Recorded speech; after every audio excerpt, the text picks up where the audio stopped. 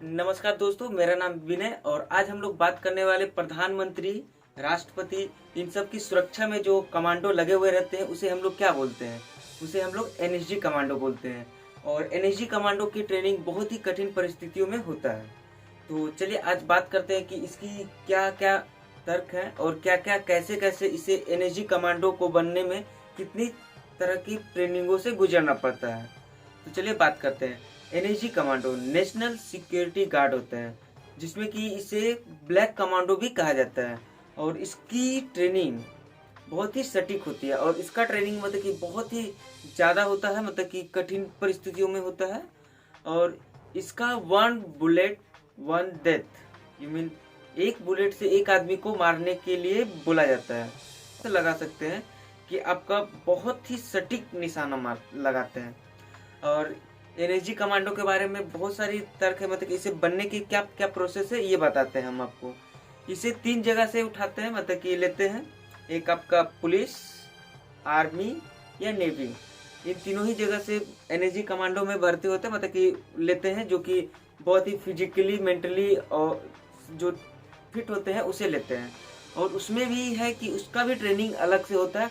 Training के बाद जा करके एनएसजी कमांडो में उसकी रैंकिंग होती है। उसमें भी 80 से 90% जो ऑलरेडी मिलिट्री में है उससे भी छांट करके 80 से 90% को हटा देता है।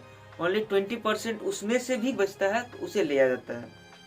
तो एनएसजी कमांडो बनने के लिए बहुत ही कठिन परिस्थितियों से गुजरना पड़ता है, जैसे कि आपको मेंटली फिट होना चाहिए, फिजिकली फिट होना चाहिए और बहुत ही तरह का, मतलब कि आपका बॉडी बॉडी में भी अच्छी खासी पावर होनी चाहिए, तब जा करके आप एनएसजी कमांडो बन सकते हैं।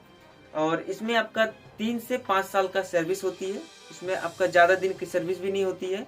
3 से 5 साल, 5 साल और भी 3 साल आपका जो पुलिस में से जो भर्ती होता है उसे दिया जाता है 3 साल। और जो आर्मी में से जाता है उनसे 5 साल दिया जाता है। और इसकी एज लिमिट भी है 35, मतलब कि 35 साल से कम उम्र के ही लोग बन सकते हैं।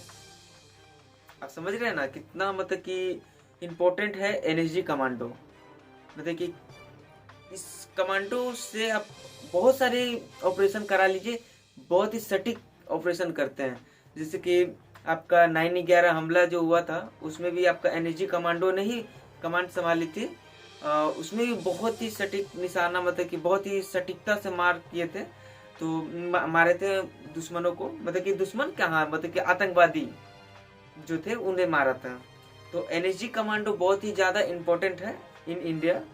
और इसमें आपका वीवीआईपी, प्रधानमंत्री, राष्ट्रपति, इन सबको ही दिया जाता है एनएसजी कमांडो का